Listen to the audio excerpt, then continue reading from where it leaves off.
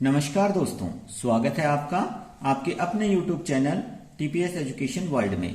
तो चलिए आज हम करते हैं क्लास 10 चैप्टर 1 एक्सरसाइज 1.3 का question number 1। Prove that root 5 is irrational. Okay, हमें प्रूव करना है कि रूट 5 एक इरेशनल नंबर है। देखिए, इस एक्सरसाइज से आपका एग्जाम में 101% हमेशा क्वेश्चन आता है, सो ये आपको मोस्ट इंपोर्टेंट बेस पे कर लेनी है। तो चलिए सबसे पहले बात करते हैं कि हमें प्रूव करना है इरेशनल। इरेशनल प्रूव करने के लिए हमें यह भी पता होना चाहिए कि रैशनल क्या होता है, राइट। तो देखिए, रैशनल नंबर में कंडीशन क्या होती है कि पहली बात तो रैशनल नंबर्स को P अपॉन Q में लिखा जा सकता है। सेकेंड थिंग, Q इसमें 0 के इक्वल नहीं होना चाहिए। एंड थर्ड वन, इसको P और Q के रूप में ही क्यों लिखते हैं? It means P upon Q में कोई भी कॉमन फैक्टर नहीं होना चाहिए सिवाय एक के। यानी 1 तो सबका कॉमन फैक्टर है ही, बट 1 के अलावा कोई दूसरा कॉमन फैक्टर नहीं होना चाहिए। It means P and Q should be को प्राइम नंबर, राइट। को प्राइम मतलब एक के अलावा इनका कोई भी कॉमन फैक्टर नहीं होना चाहिए। 1 के अलावा कोई भी इनमें कॉमन फैक्टर नहीं आना चाहिए। तो ये दो कंडीशन अगर ये प्रूव कर देता है रूट 5, तो हम कहेंगे कि yes it is rational, otherwise it will be irrational. So हम इसको कॉन्ट्रैरी अज्यूम करके चलते हैं। Let assume that root 5 is rational. Okay, हमने इसको रैशनल नंबर मान लिया अभी फिलहाल के लिए, ठीक है। अब ये अगर रैशनल नंबर है तो इट मीन्स हम इसको लिख सकते हैं क्या? P upon Q is equal to root 5 लिख सकते हैं। अब P की वैल्यू यहां से क्या बन जाती है? Root 5Q, right. अब हम क्या कर देंगे? Squaring both the side, right. अब हम इसका स्क्वेयर कर देंगे दोनों तरफ, तो ये बन जाएगा P square is equal to 5Q square. यहां से हमें क्या मिल चुका है कि अगर P स्क्वेयर डिविजिबल है किससे?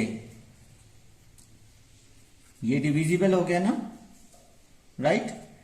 ये डिविजिबल हो गया हमारा 5 से। यहां लिखा है ना P square is equal to 5Q, it means ये इधर आएगा तो इसको डिवाइड करेगा।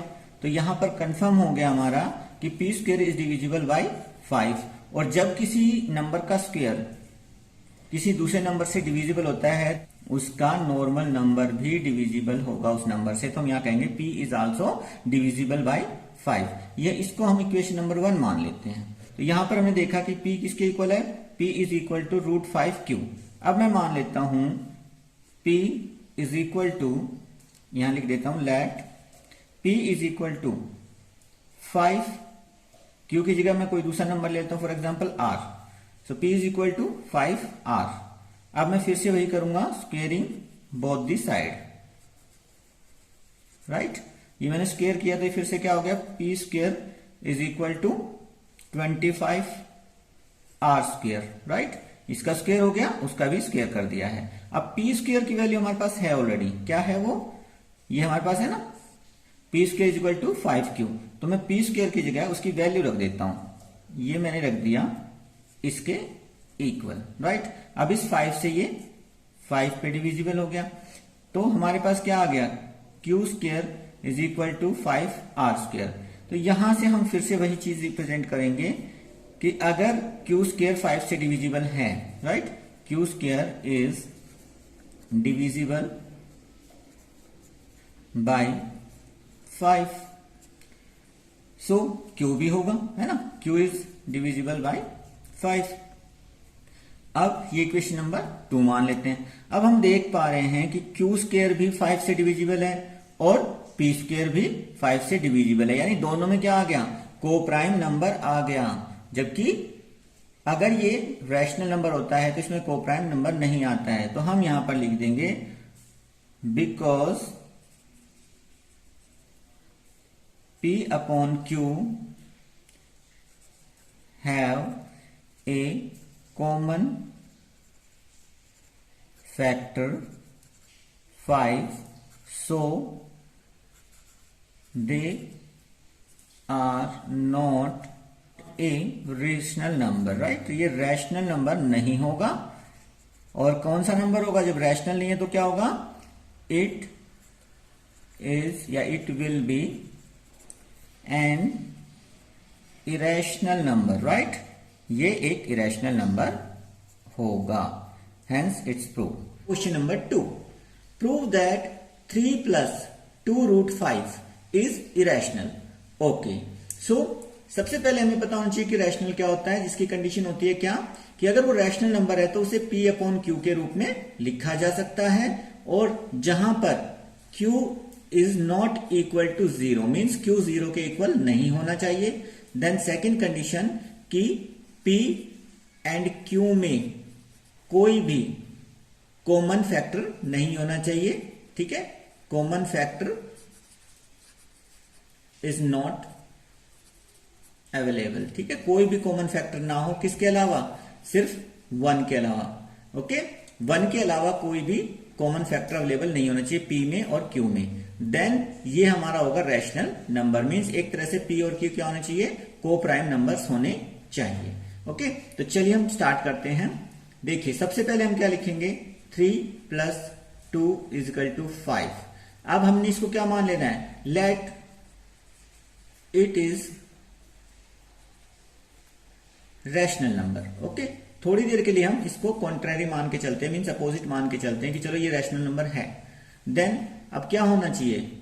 सो ये P अपॉन Q के फॉर्म में लिखा जाना चाहिए, M right.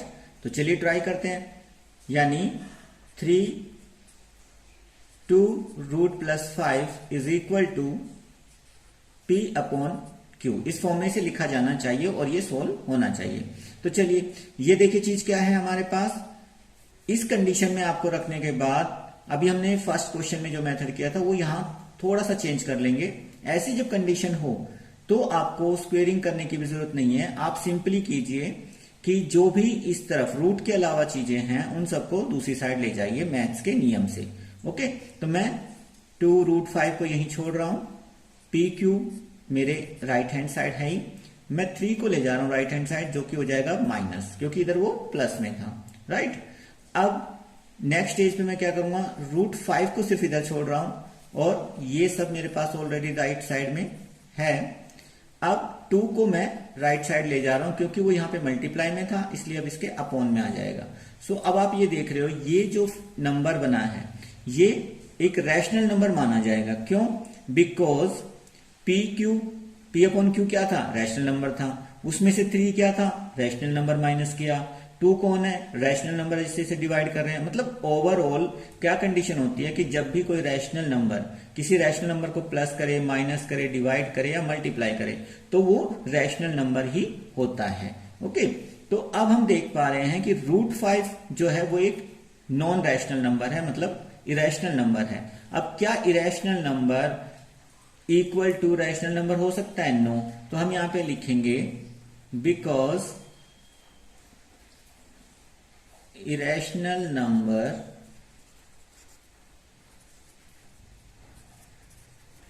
not equal to rational number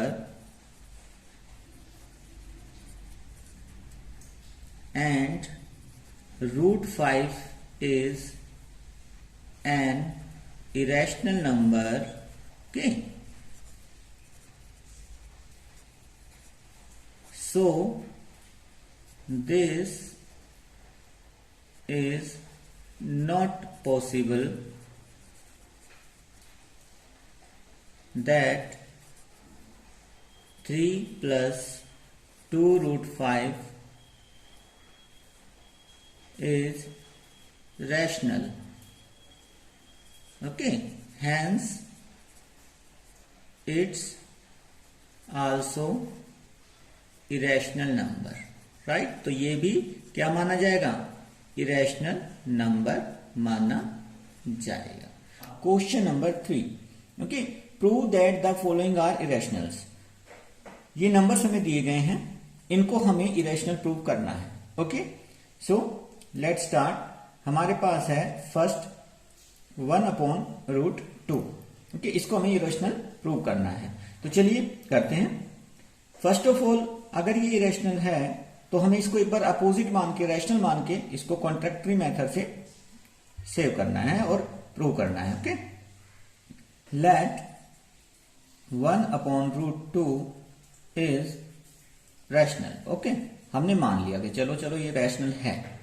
अगर ये रैशनल है तो इट मीन्स इसको हम लिख सकते हैं, so 1/√2 can be written in the form of P/Q, right. और जहां पर Q is not equal to 0, पहली condition Q is not equal to 0 and second condition कि P और Q में कोई भी कॉमन फैक्टर नहीं है, means PQ are coprime, right. Means हमने कंडीशन दे दी है कि अगर Q is equal to not 0 और PQ का कोई को-प्राइम नंबर नहीं मिलता है तो हम इसे रैशनल मान लेंगे, अदरवाइज इसे इरेशनल ही मानना होगा। ओके, सो अब हम क्या करते हैं, हम करते हैं इसको क्रॉस मल्टीप्लाई। क्रॉस मल्टीप्लाई करने पे हमारे पास क्या आ जाता है, Q 1 से मल्टीप्लाई तो Q ही रहा और √2 से P मल्टीप्लाई हो गया, राइट।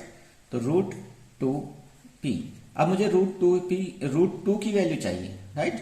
तो P को मैं कहां ले आता हूं, इसके अपॉन में, ये, राइट। यहां हम देख पा रहे हैं कि अब वैल्यू हो गई है √2 की Q/P। अब चाहे P/Q हो या Q/P हो, तो ये दोनों तो रैशनल की काउंटिंग में आते हैं, ये रैशनल नंबर हैं। But we know that √2 is not a rational number, it is an irrational number. So हम यहां पर लिख सकते हैं left hand side is not equal to right hand side because √2 is an irrational number. Okay, hence 1/√2 will also be irrational. Okay, ये भी एक irrational होगा, ठीक है। तो इस तरह से हमने इस फर्स्ट पार्ट को प्रूव कर दिया है।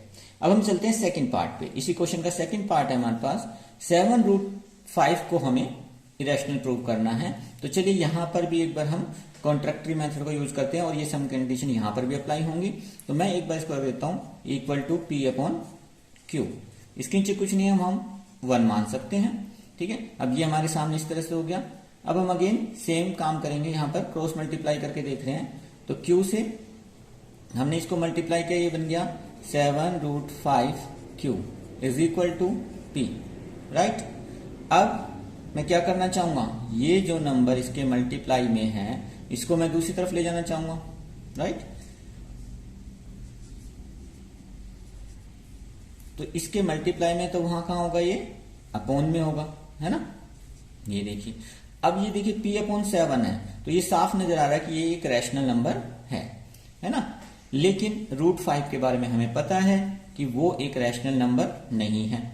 चलिए इससे पहले हम एक कंडीशन और कर देते हैं, क्योंकि Q तो उस पार्ट का था ना जो कि रैशनल नंबर था, तो हम Q को वापस भी भेज सकते हैं। यहां पर सिर्फ √5 रख लेते हैं ताकि हमें क्लियरली पता चल जाए कि ये एक इरेशनल नंबर है। ओके, तो हमने ये P/7 और अभी इसके Q किस में है, मल्टीप्लाई में, तो वापस वहां पर कहां चला जाएगा, अपॉन में, यानी रिवर्स होके चला जाएगा।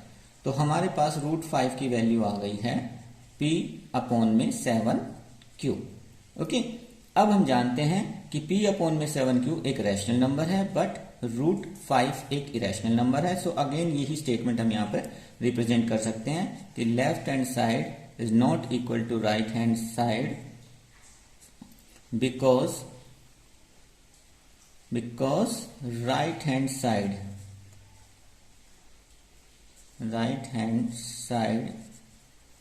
number is a rational number and √5 is an irrational number. Okay, ये एक इरेशनल नंबर है। सो 7√5 will be also irrational. Okay, ये भी इरेशनल होगा। सो इस तरह से हमने सेकंड पार्ट को भी प्रूव कर दिया है। चलिए इस क्वेश्चन के लास्ट पार्ट पे आते हैं, मीन्स थर्ड पार्ट पे। यहां पर हमें 6 + √2 को प्रूव करना है कि वो इक्वेशनल है। यहां पर भी हम कॉन्ट्रैक्टिव मेथड लेते हैं और एक बार इसको अज्यूम कर लेते हैं कि चलो ठीक है, ये P/Q के इक्वल में लिखा जा सकता है। अब हम इसको थोड़ा वेरीफाई करते हैं। देखिए, हम 6 को उस तरफ ले जाएंगे तो यहाँ पे √2 की वैल्यू क्या बनती है, P/Q। इधर प्लस का था 6 तो वहां जाके हो गया माइनस का। अब ये क्या है, ये एक रैशनल नंबर है, राइट? क्योंकि किसी भी रैशनल नंबर को कोई भी रैशनल नंबर माइनस करे, प्लस करे, डिवाइड करे या मल्टीप्लाई करे तो वो रैशनल नंबर ही होता है। तो ये सारा रैशनल नंबर है। बट √2 हम कह चुके हैं और प्रूव भी हो चुका है कि एक इरेशनल नंबर है। तो हंस यहां पर भी हम ये सारे स्टेटमेंट रिपीट कर देंगे। Because √2 is an irrational number,